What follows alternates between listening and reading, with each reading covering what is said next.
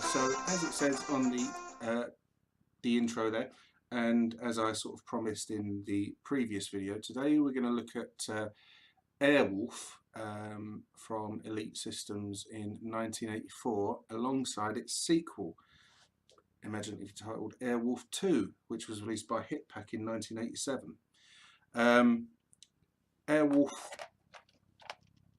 there was based on the very popular TV series from the 1980s, starring Jan Michael Vincent and the old fellow who I can never remember his bloody name, but he does the voice of Mermaid Man in SpongeBob SquarePants. If you've got kids, you'll know what I mean. Him. I'll look him up and I'll add the name to the video. Other TV series at the time, that sort of Knight Rider, Street Hawk, God, they were crap games.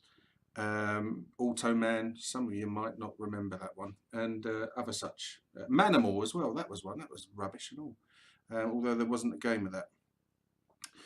Anyway, Airwolf, the first game, was written by Richard Wilcox and released, like I said, in 1984. Now, going back to the previous video, the reason I'm sort of doing this is I did a gameplay video of it a while back, and I posted it on some various different Facebook and Twitter feeds, etc.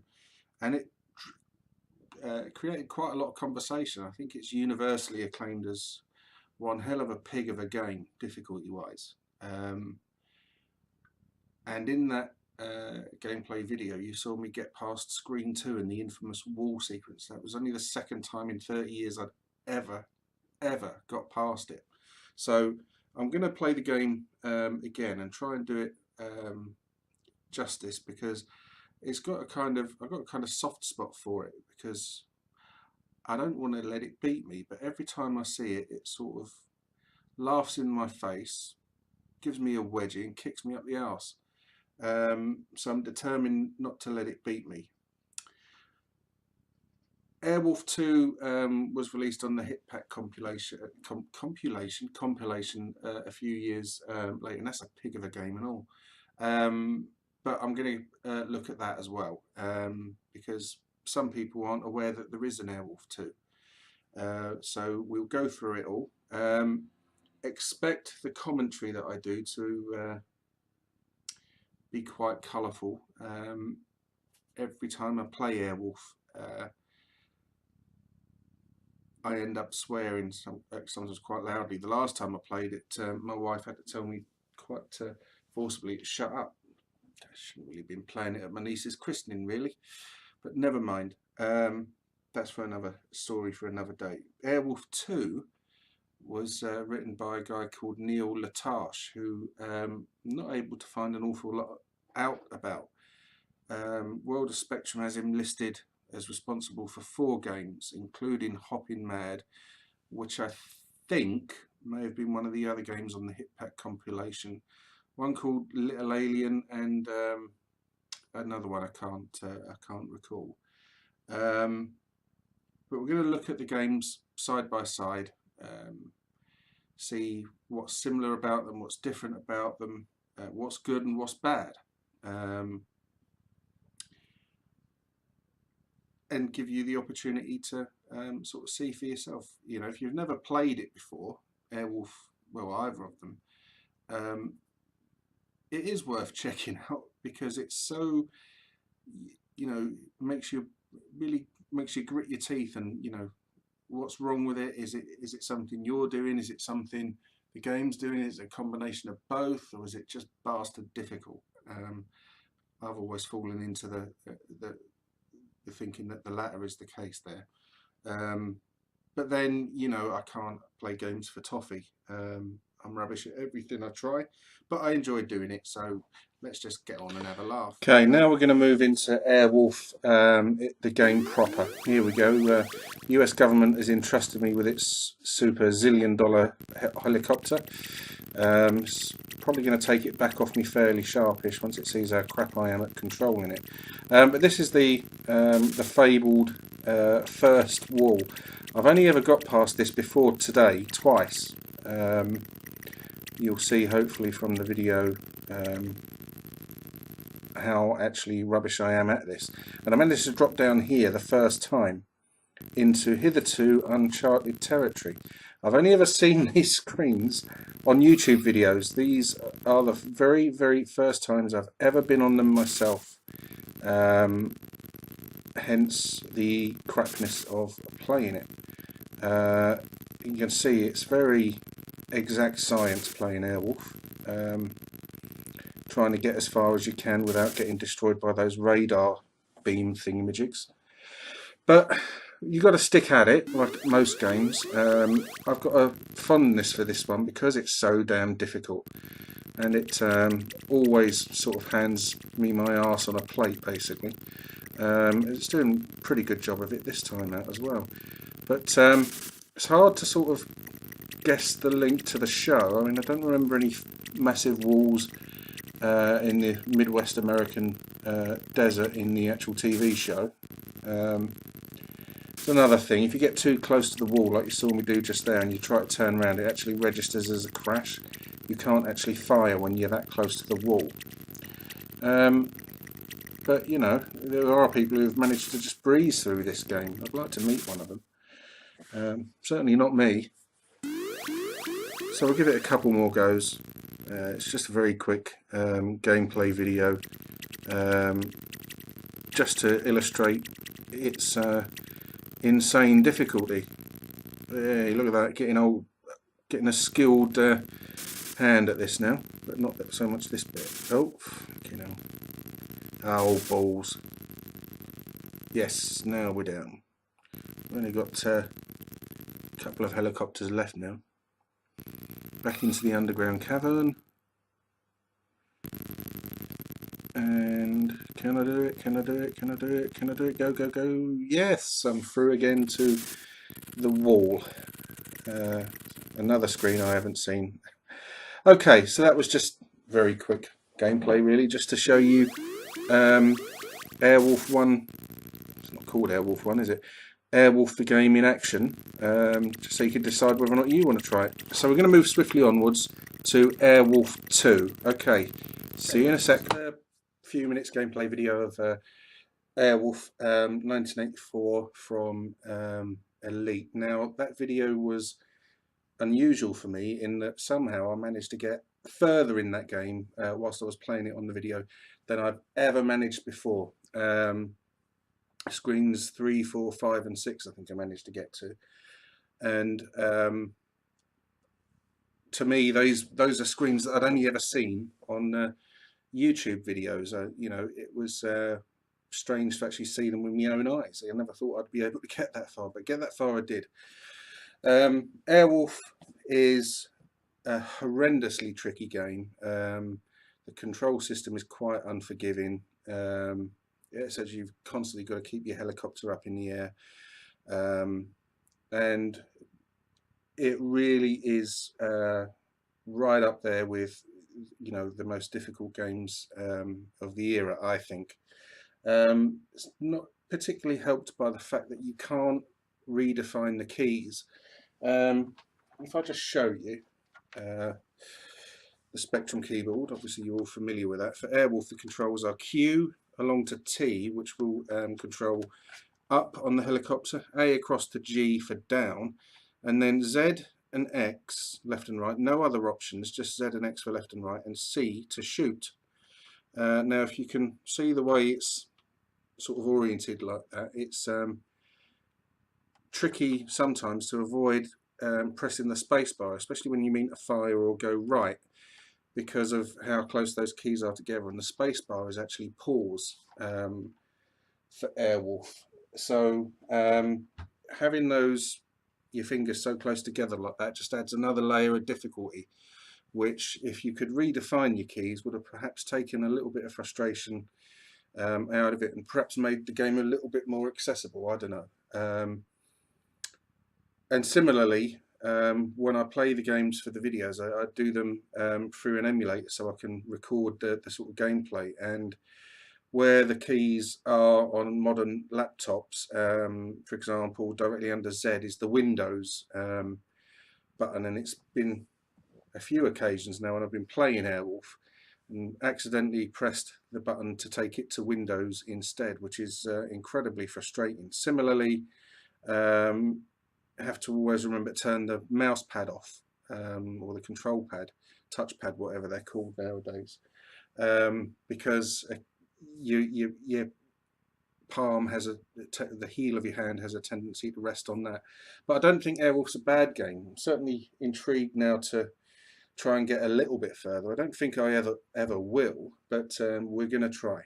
Anyway, so now we're going to move on to Airwolf 2, which was released in 1987 as one of 3 games on Hitpack's Trio release. The other ones being Hoppin' Mad and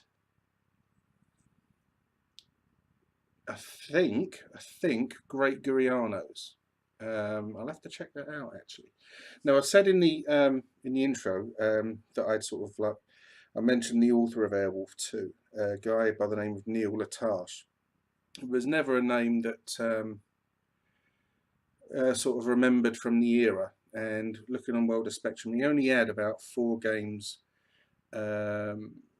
linked to his name, if you know what I mean. Hoppin' Mad, Airwolf 2, Metropolis, and there was another one. Kept meaning to look it up. So I thought I'd do a little bit of research on the internet about him. It would appear that he had something to do with the Amstrad version of Iridium, and there's also an Internet Movie Database entry for him for an Amiga game that he programmed. It would appear that Neil Latache went on to become a software engineer of some note,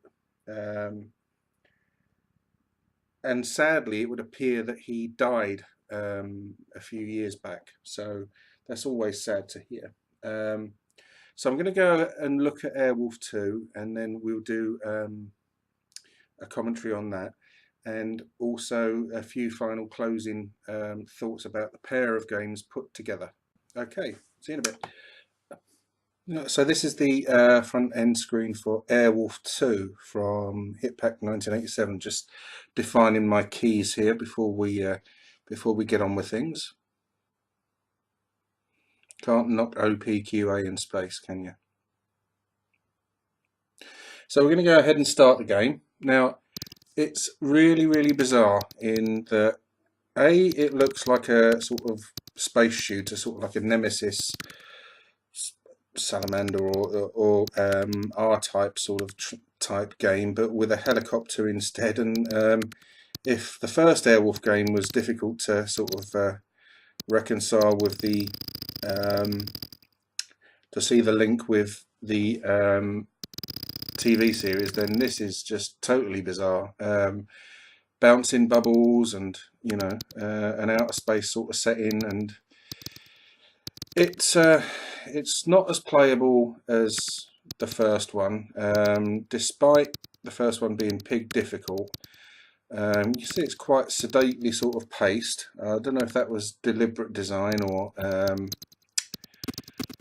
anything, but it just sort of plods along in a quite sort of unsatisfying manner. And again, you can't really see where the sort of Airwolf link other than the helicopter is. I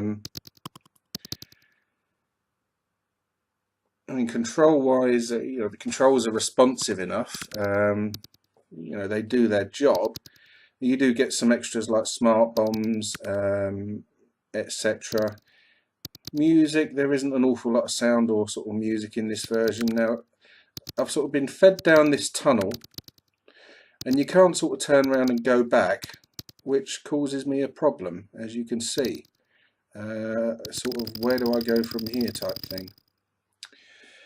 So, you know, I mean, it's got a sort of fairly funky sort of high score screen sort of entry system. Just put my name in so you can tell it's me, and gonna try and have another wallop at it.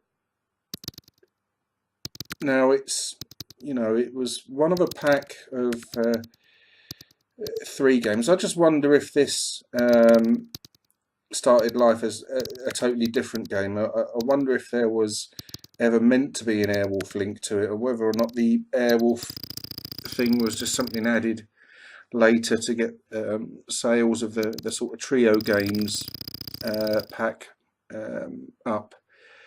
But I don't know what the quality of the other games on the compilation is. But if they felt they had to put a game like this out sort of to sell it as a big name, then it's not the best move. I mean, it's quite well presented, as you can see, but it just moves quite sort of slowly.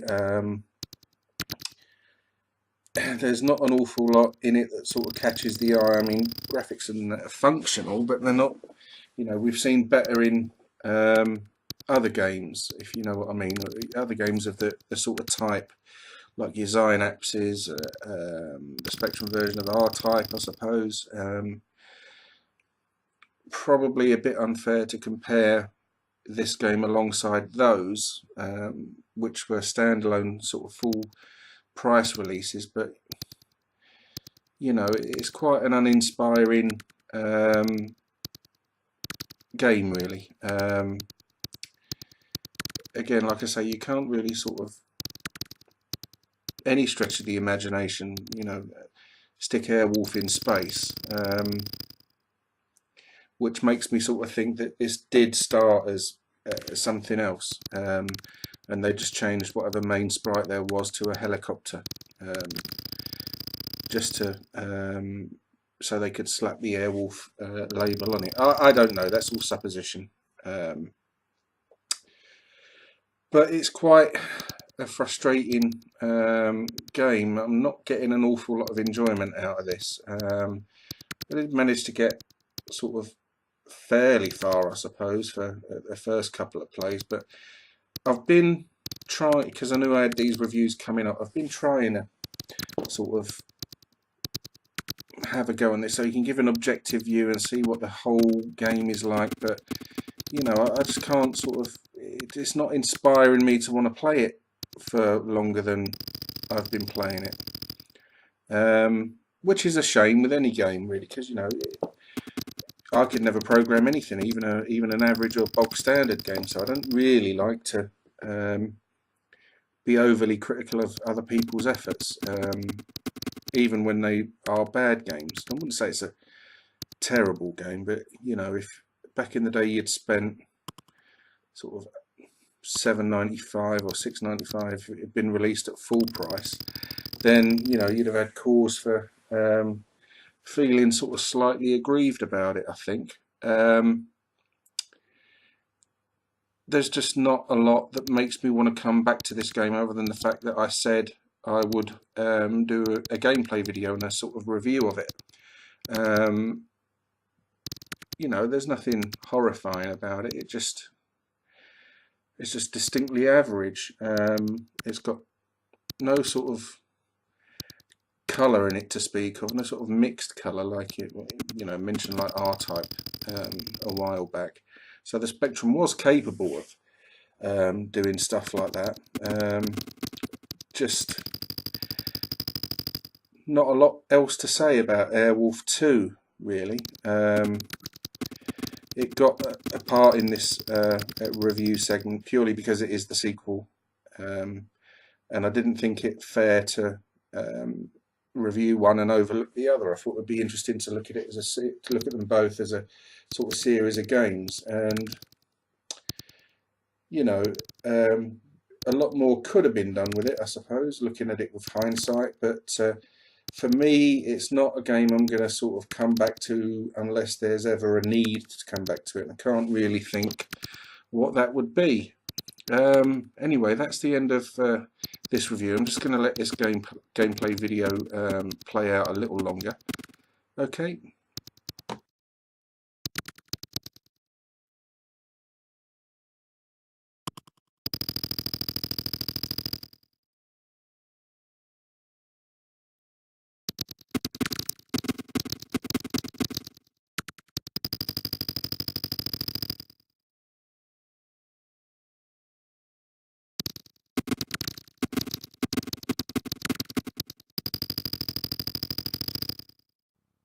Okay, that's the end of part one of the most difficult games in the universe, according to Baz. Next is going to be Cauldron 2. I'm not looking forward to that one, but whatever, we'll get it done. So we had Airwolf and Airwolf 2 in that video. Now Airwolf, as I've said before, horrifyingly difficult, but not unplayable. There is an awful lot about it that keeps bringing you back. The piggishness of it, like, can I just get that little bit further? And it's taken me 30 years to go 5 screens in it. By the time I'm 90, I'll have probably beaten the game, if I ever live to be that old. So it's not a bad game. Check it out if you've never played it, and you will swear an awful lot. Don't blame me for that. And I put it alongside its sequel, Airwolf 2, which, you know, is a bit of a disappointment, really. It's just, you know, for a shoot 'em up, it's quite sort of sedately paced. It throws me. I don't play shoot 'em ups much anyway, but the ones that I did play, your ship always seems to go from left to right, whereas in Airwolf 2 it goes from right to left. I'm sure there's other games that have done that. Can't name any, but for me, as someone who's not a shoot 'em up aficionado, that was quite sort of confusing. Plus the whole sort of, how on earth is that linked to Airwolf in any way, shape or form? At least with the first game, you could see, you know, there was a kind of link to it, although if I'm sure that if I go on a helicopter ride through the desert regions of the United States, I wouldn't come across walls every 5 seconds, or deadly radar beams. You never know. So Airwolf 2, I think, looks to me as if it's a game that started life as something completely different, and the Airwolf label was just tagged onto it to try and shift a few copies of the sort of compilation thing. It came out on originally. That's just supposition. Similarly, you know, Airwolf, the first game, could have been an awful lot better if the control system was sorted out. Now I know I went on about space bars and Windows buttons, and there's no way that, you know, the people who programmed the game in 30 years ago could have been expected to compensate for the fact that in the far off future that all these funky keyboards would come out with all these operating systems that no one had heard of at the time. So you can sort of semi-understand that, but, you know, if you ever make an Airwolf 3, make sure it's got redefinable keys. But that's it for the Airwolf games. I still think Airwolf is the most difficult game I've sort of played, and as I mentioned, next time out we're going on to the Cauldron series, which obviously includes Cauldron 2. Oh, now that game is almost as frustrating as Airwolf, probably even more so. Still a great game in its own right, but, you know, we'll chat about that when we get onto that video. Again, thanks for watching. If you liked the video, please subscribe to my YouTube channel, and also if you want to follow me on Twitter, my address is down there. Okay, thanks ever so much once again. Take care of yourselves and goodbye.